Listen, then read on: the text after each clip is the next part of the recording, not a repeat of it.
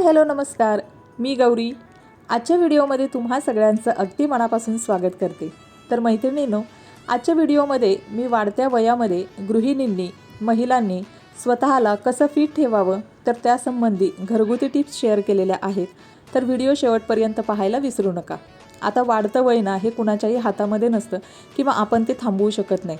पण वाढतं वय आपल्या चेहऱ्यावर, आपल्या केसांवर लवकर न दिसून येण्यासाठी आपण भरपूर सारे प्रयत्न करतो. आपल्या चेहऱ्याची, आपल्या केसांची, आपल्या त्वचेची आपण भरपूर जास्त प्रमाणात काळजी घेतो, जेणेकरून वाढत्या वयाच्या खुणा आहेत ना ते आपल्या केसांवर आणि चेहऱ्यावर लवकर न दिसण्यासाठी. तर त्याच पद्धतीनं ना अशा काही सवयी किंवा दररोज आपण आहारामध्ये अशा काही गोष्टी घेतल्या तर ज्याचा परिणाम आपल्या शारीरिक तंदुरुस्तीवर होतो आणि आपल्या वयावर, आपल्या ओव्हरऑल हेल्थवर सुद्धा होतो, जेणेकरून आपण वयाच्या अगोदरच म्हातारे दिसायला लागत नाही. तर त्यातली पहिली महत्त्वाची सवय म्हणजे दररोज ना आपल्या सकाळची सुरुवात ही सूर्योदयापूर्वीच व्हायला पाहिजे. आता माझ्यासारख्या, तुमच्यासारख्या बऱ्याच महिलांची सुरुवात ना ही सूर्योदयापूर्वीच होते, कारण मुलांची शाळा असते, मिस्टरांचं ऑफिस वगैरे असतं, तर ते डबे वगैरे करण्यासाठी ना आपण सूर्योदयापूर्वीच उठतो, ज्याचा परिणाम आपल्या हेल्थवर खूप चांगल्या पद्धतीनं होतो. कारण सकाळच्या वातावरणामध्ये भरपूर जास्त प्रमाणात ऑक्सिजन असतो, जो आपल्या शरीरासाठी खूप जास्त महत्त्वाचा आहे. तो प्राणवायू आहे आपल्या शरीरासाठी. तर सकाळी ना लवकर उठल्यानंतर मस्त, तुम्हाला वेळ असेल, गार्डन वगैरे जवळ असेल तर मस्त छानपैकी फेरफटका वगैरे मारून यायचा, जेणेकरून आपल्या स्वतःला खूप छान फ्रेश वाटतं आणि व्यवस्थित आपलं हेल्थसुद्धा मेंटेन राहण्यासाठी मदत होते. आता मला तर काही इथे बाहेर जाता येत नाही, तर त्यासाठी ना सकाळच्या वेळेमध्ये मी शक्यतो अशा पद्धतीची कामं करते, जेणेकरून थोडंसं बाहेर गॅलरीमध्ये सुद्धा मला टाईम स्पेंड करता येतो आणि त्याचसोबत ना माझी घरातली जी काही कामं असतात तर ती हेल्थची ॲक्टिव्हिटीसुद्धा होते.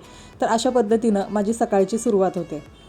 आता त्याच्यानंतर ना घरातलं टिफिन वगैरे हे सगळं आवरल्यानंतर ना महत्त्वाचं काम म्हणजे झाडांना पाणी घालायचं आहे. आता गरमीचे दिवस आहेत ना, त्याच्यामुळे 2 टाईमसुद्धा पाणी घालायला लागतं, जेणेकरून ती झाडं ना सुकली नाही पाहिजेत. त्यासोबत ना झाडांची खूप पानं जी आहेत ना ती सुकून खाली पडतात, तर तीसुद्धा व्यवस्थित साफ वगैरे करून ठेवली.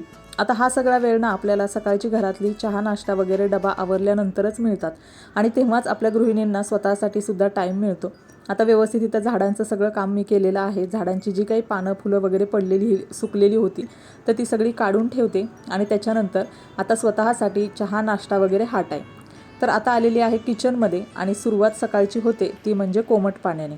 आता इथं मी फक्त आज कोमट पाणीच केलेलं आहे, कोमट पाणीच घेते. आता याच्यामध्ये ना मॉर्निंग ड्रिंक खूप महत्त्वाचं आहे, जेणेकरून आपण रात्रभर आपल्या बॉडीमध्ये एकदम रिलॅक्स असते, आपण काहीही खात नाही. तर त्याच्यानंतर सकाळी अशा पद्धतीनं सुरुवातीला तुम्ही कोमट पाणी घेतलं तर त्याचा आपल्या शरीरासाठी खूप जास्त पद्धतीनं फायदा होतो. आता मी इथं कोमट पाणी घेतलेलं आहे ना, तर ते कोमट पाणी कधीकधी लिंबू पाणी, त्याच्यानंतर त्याच्यामध्ये मध वगैरे ॲड करून अशा पद्धतीनं घेते आणि हळूहळू असं शांत पद्धतीनं ते पाणी पिऊन घ्यायचं. आता पाणी पिल्यानंतर ना इथं गॅलरीमध्ये ना मी एका कुंडीमध्ये कढीपत्तासुद्धा लावलेला आहे. कढीपत्ता तुम्हाला माहिती आहे आपल्या केसांच्या आरोग्यासाठी भरपूर जास्त चांगला आहे.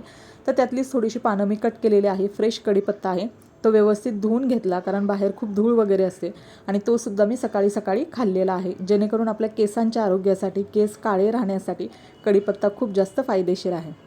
आता त्यानंतर ना आवळ्याचा सुद्धा सीझन आहे. आता हे माझ्याकडे 1-2च आवळे राहिलेत, थोडेसे खराब होत आलेले आहेत, पण ते आवळासुद्धा तुम्ही खाऊ शकता. आता मी सुद्धा रोज काही आवळा खात नाही, पण माझ्याकडे आता 2 आवळे शिल्लक राहिलेले आहेत, तर तो मी हेअर मास्क वगैरे बनवून माझ्या केसांसाठी नंतर ॲप्लाय करेन.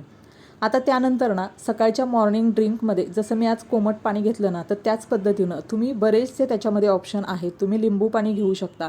त्यासोबत आपल्या किचनमध्ये इझिली अवेलेबल असतात या सगळ्या गोष्टी, ते म्हणजे जिरंसुद्धा आपल्या पोटासाठी, आपल्या पचनासाठी वगैरे खूप जास्त फायदेशीर आहे. त्याचसोबत धने. आता उन्हाळ्याचे दिवस सुरू आहेत, आपल्या शरीराला थंडावा देण्यासाठी, शरीरातली उष्णता कमी करण्यासाठी सुद्धा धन्याचा खूप जास्त वापर होतो.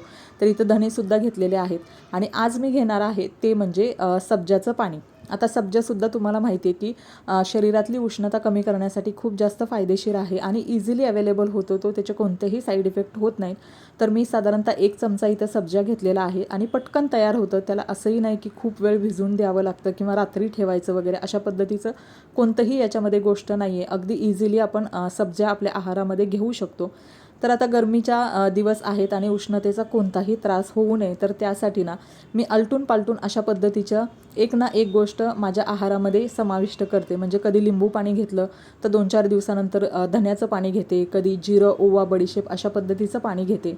त्याच्यानंतर आज मी घेणार आहे ते म्हणजे सब्जाचं पाणी. आता इथं थोडंसं मी पाणी टाकलेलं आहे त्याच्यामध्ये आणि व्यवस्थित थोडा वेळ 5 ते 10 मिनटं मी हे व्यवस्थित भिजू देणार आहे. आता तुम्ही इथं बघता हे लगेच फुलायला सुद्धा लागलेले आहेत, कारण याला अजिबात जास्त वेळ काही लागत नाही. आता त्याचसोबत ना माझ्याकडे इकडे चिया सीड्स पण आहेत, पण चिया सीड्स पर्सनली मला काही इतके खास नाही वाटत. सब्जाचं जे बी आहे तर तेच मला पिण्यासाठी खूप कम्फर्टेबल वाटतं आणि खूप छान वाटतं. तर आता चिया सीड्स आणि सब्जा ह्याच्यामध्ये जास्त काही फरक नाही आहे. चिया सीड्स अशा पद्धतीनं थोडेसे ग्रे कलरमध्ये आणि शायनी असतात आणि जे आपलं सब्जाचं बी आहे तर ते सब्जाचं बी एकदम काळसर कलरचं असतं. तर ते पटकन आपल्याला ओळखू येतं, कारण ह्या दोन्हीसुद्धा वेगळ्या वेगळ्या गोष्टी आहेत. चिया सीड्स वेगळे आहेत आणि सब्जा आहे तर तो वेगळा आहे. त्याचे गुणधर्मसुद्धा वेगळे आहेत. तुम्हाला हवं असेल तर तुम्ही चिया सीड्ससुद्धा घेऊ शकता आणि सब्जासुद्धा घेऊ शकता, पण गरमीसाठी ना सब्जा खूप जास्त बेस्ट आहे. तर इथे तुम्ही बघू शकता चिया सीड्स आणि सब्जा अशा पद्धतीनं आहे. तर आता इथे एक साधारणतः 5 मिनटंसुद्धा अजून झालेले नाही आहेत आणि सब्जा जो आहे ना तो पाण्यामध्ये असा छान पद्धतीनं व्यवस्थित फुललेला आहे. आता हा सब्जा आहे व्यवस्थित फुललेला आहे, त्याच्यामध्ये मी थोडंसं अजून एक्स्ट्रा पाणी ॲड करणार आहे. सब्जासुद्धा तुम्ही स्मूदीमध्ये असेल किंवा लिंबू सरबत वगैरे केलं तर त्याच्यामध्ये अशा पद्धतीनं ॲड करून तुम्ही तो वापरू शकता. तर मी फक्त इथं प्लेन जो सब्जा आहे सब्जाचं पाणी तर तेच घेणार आहे, ज्याच्यामध्ये मी कोणतंही ॲड एक्स्ट्रा गोष्ट करणार नाही. आता कोणतंही पाणी असेल किंवा कोणतंही ड्रिंक वगैरे असेल ना तर आपल्या गृहिणींची खूप जास्त गडबड असते. आपण खूप घाई गडबडीमध्ये असतो. असं न करता ॲटलिस्ट खाण्यापिण्याच्या वेळेला तरी आपण शांतपणे बसून पाणी पित असू किंवा जेवण वगैरे घेत असू तर ते शांतपणे खाण्यापिण्यावर आपलं लक्ष दिलं पाहिजे, ज्याचा परिणाम ना आपल्या हेल्थवर खूप जास्त चांगल्या पद्धतीनं होतो. आता त्यानंतर ना दुपारच्या जेवणामध्ये सध्या उन्हाळा सुरू आहे तर त्याच्यामुळे ना जास्तीत जास्त पचायला हलकी आणि शरीराला व्यवस्थित फिट आणि फाईन ठेवणारी, वजन कंट्रोलमध्ये ठेवणारी ती म्हणजे ज्वारीची भाकरी. तिचा जास्तीत जास्त आहारामध्ये वापर करण्याचा प्रयत्न करायचा, जेणेकरून आपल्याला पचायलासुद्धा ती हलकी असते आणि वजनसुद्धा आपलं व्यवस्थित कंट्रोल होऊ शकतं. आता त्यानंतर अजून महत्त्वाची पुढची गोष्ट ती म्हणजे ड्रायफ्रूट्स. आता आपण ना आपल्या घरातल्या सगळ्यांसाठी अगदी छान आठवणीने ड्रायफ्रूट्स वगैरे भिजत घालतो आणि सकाळी आठवणीने आपल्या मुलांना असेल, मिस्टरांना असेल तर ते देतो. त्याचसोबत ना त्यांच्याबरोबरच आपल्या पण वाटणीचे जे काय आहेत ना ते ड्रायफ्रूट्स भिजत घालायचे आणि नुसते भिजत न घालता त्यासाठी सेपरेट वेळ काढून ते खायचेसुद्धा, जेणेकरून ज्या पद्धतीनं आपला आहार असेल त्याचा आपल्या शरीरावर इंटरनली परिणाम होतो आणि तो आपल्या केसांवर, आपल्या चेहऱ्यावर, आपल्या स्किनवरसुद्धा दिसतो. त्याच पद्धतीनं सिजनेबल येणारी जी काही फळं असतील, तर सध्या आवळ्याचं सीझन आहे तर आवळासुद्धा आपल्या केसांच्या आणि चेहऱ्याच्या आरोग्यासाठी खूप चांगला आहे. तोसुद्धा तुम्ही डेली आहारामध्ये घेऊ शकता. आवळ्याचं ज्यूस घेऊ शकता, मोरावळा खाऊ शकता किंवा अशा पद्धतीनं जर तुम्हाला आवडत असेल तर तुम्ही आवळासुद्धा खाऊ शकता. तर या सगळ्या गोष्टींना आपण आपल्या आहारामध्ये समाविष्ट करायच्या, ज्याचा आपल्या शरीरावर खूप जास्त चांगला फायदा होणार आहे. त्याच्यानंतर ना सिजनेबल येणारी फ्रूट्स जी असतात तीसुद्धा आपल्या आरोग्यासाठी खूप चांगली असतात आणि आपण हीसुद्धा ना आपल्या घरातल्या सगळ्या फॅमिली मेंबरची खूप जास्त चांगली काळजी घेऊन त्यांना देतो. पण त्यासोबत ना आठवणीने ती आपणसुद्धा खायची आहेत, जेणेकरून आपण फिट आणि फाईन राहिलं ना तर आपण आपल्या कुटुंबाची खूप चांगल्या पद्धतीनं काळजी घेऊ. तर चला आजचा व्हिडिओ मी इथंच एंड करते. पुन्हा भेटूया अशाच एका नवीन व्हिडिओमध्ये. तोपर्यंत थँक्यू सो मच. व्हिडिओ शेवटपर्यंत पाहिल्याबद्दल मनापासून धन्यवाद.